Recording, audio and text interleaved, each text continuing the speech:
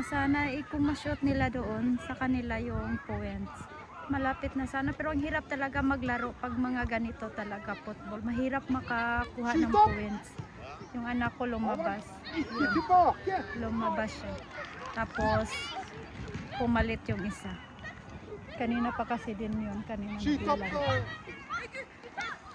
0-0 points pa and 15 minutes mag-attend ako ng meetings. So, hindi ako makatapos sa football nila kasi mag-attend ako ng meeting sa school din. Malapit lang din dito yung school nila. Ito ipapakita ko yung school nila. Diyan lang yung school nila ng anak ko. So ngayon dito tayo. Oh!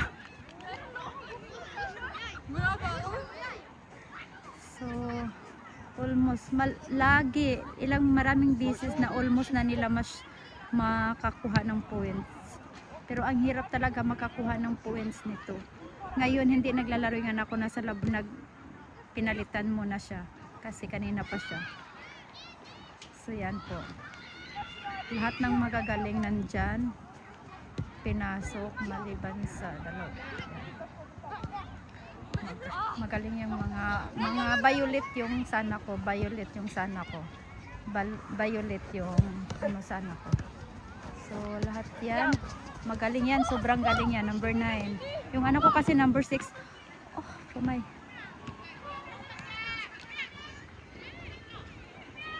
yan hindi ko na videohan, nanonood ako sa bola. Oh, sobrang mano kayo dito kasi yung sunlight. Yan. Sobrang.